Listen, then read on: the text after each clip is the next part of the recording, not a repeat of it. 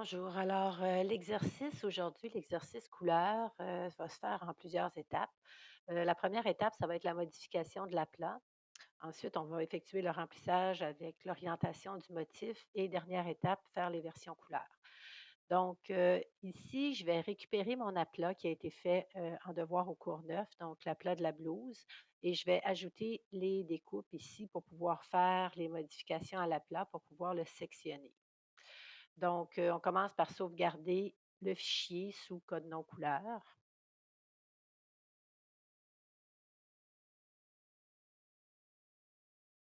Donc, j'ajoute ici mon code nom au début, enregistré. Ensuite, je vais venir coller mon aplat que j'ai fait la semaine précédente. Donc, je sélectionne l'aplat, CTRL-C. Je reviens ici, CTRL-V. Et là, je m'assure qu'il est bien centré sur l'aplat précédent, sur le plan de travail. Donc, j'aligne sur le plan de travail, au centre et au centre. Donc ici, on demandait de le coller dans le calque image. Je m'assure bien qu'il est dans le bon calque et je vais procéder ici aux modifications. Donc 3, retirer la couleur de remplissage pour pouvoir voir qu'est-ce qui se passe dessous et ajouter les détails de style, les découpes, les surpiqûres, les boutons, boutonnières. Donc, j'enlève toutes les couleurs de remplissage sur l'ensemble de mon aplat. Et ici, je vais aller tracer mes lignes. Donc là, vous pouvez voir ici, sur mon aplat, je vois la croisure vraiment nettement. Ça ici, ça appartient au côté gauche et cette ligne-là ici appartient au côté droit. Donc, pour faire mes découpes, je vais travailler aussi en miroir. Donc, je vais faire uniquement un côté. Puis ensuite, je vais faire la vue miroir pour prolonger de l'autre côté.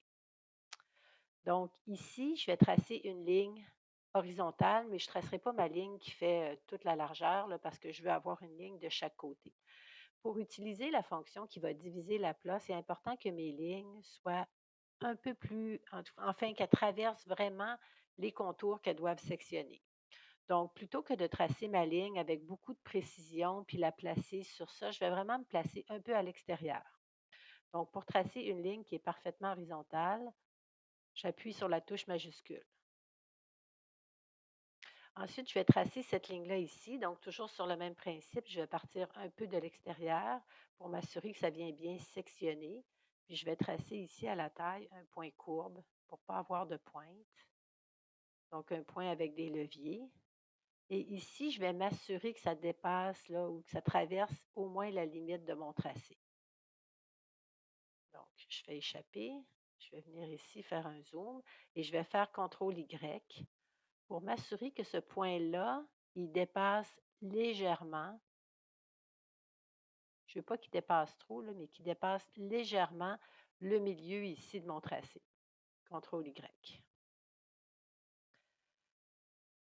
Je vais faire ma vue miroir tout de suite. Donc, je vais sélectionner mes deux tracés que je viens de dessiner. La touche raccourcie 0 pour la vue miroir. Je me place vraiment sur ma ligne repère. Alt, clic, aperçu, copier. Ensuite, je vais faire bouton-boutonnière. Donc, comme on l'a vu, c'est un rappel de ce qu'on a vu la semaine avant l'examen. Donc, je vais commencer par tracer ici le bouton. Oups.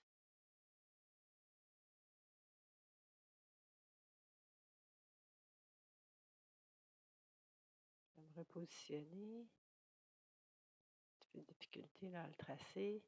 Donc, je m'assure avec la touche majuscule que je trace vraiment un cercle. Grosseur 0,5. Je vais tracer la boutonnière. Donc, la boutonnière, je vais la mettre à un point avec les bouts arrondis. Et je vais tracer mon bouton ici, je vais le remplir avec la couleur. Je sélectionne les deux objets, bouton, boutonnière, et je m'assure de les aligner les deux sur la sélection par le centre. Je vais placer le bouton sur le dessus.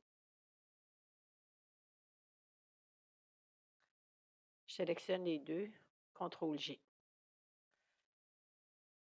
Je vais placer mon dernier bouton en bas. Donc, je sélectionne ici mon groupe bouton boutonnière avec Alt pour faire une copie et avec majuscule pour rester vraiment vertical.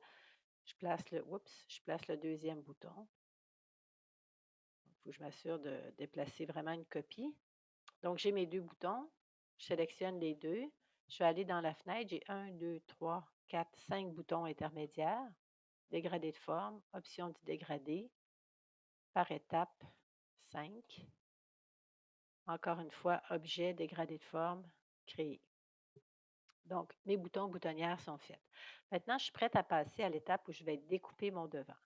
Donc, je vais sélectionner d'abord, je vais faire le côté gauche. Je vais sélectionner l'ensemble de mon devant ici, donc la portion vraiment contour de mon aplat. Je vais faire une copie. CTRL-C, CTRL-F. C'est sur la copie que je vais venir sectionner. Donc, je sélectionne la copie. Avec majuscule, je sélectionne mes deux lignes ici. Et ensuite, je vais faire apparaître la fenêtre Pathfinder qui, d'emblée, ne se retrouvera pas ici. OK, donc, vous allez ici et vous cliquez sur Pathfinder pour la faire apparaître. Et là, vous avez toutes sortes d'icônes ici qui vous permettent de modifier les formes que vous avez sélectionnées. Donc, nous, on va utiliser division pour venir sectionner l'ensemble. Donc, je vais faire division. Je vais aller voir qu'est-ce qui s'est passé dans mes calques. Donc, on a formé un groupe et le groupe est maintenant divisé en 3 parties. Donc, ça va me permettre de pouvoir remplir chacune de ces parties-là entre elles. Évidemment, là, j'aurais en principe une partie de trop parce que j'ai déjà mon aplat complet qui est en dessous ici. Donc, ce groupe-là, je vais venir le mettre juste ici sur le dessus. Les surpiqûres, si vous ne les avez pas déjà faites, vous les complétez ici à l'encolure, à l'ourlet et à la manche. Et là, je vais faire la même chose sur le côté droit. Donc, je sélectionne mon côté droit, je fais une copie, CTRL-C, CTRL-F. Je sélectionne la copie avec mes deux lignes ici et je répète l'opération Pathfinder pour le côté droit. Donc, c'est important de ne pas faire les deux côtés en même temps parce que sinon, on va se trouver à diviser ici la croisure qui est entre les deux.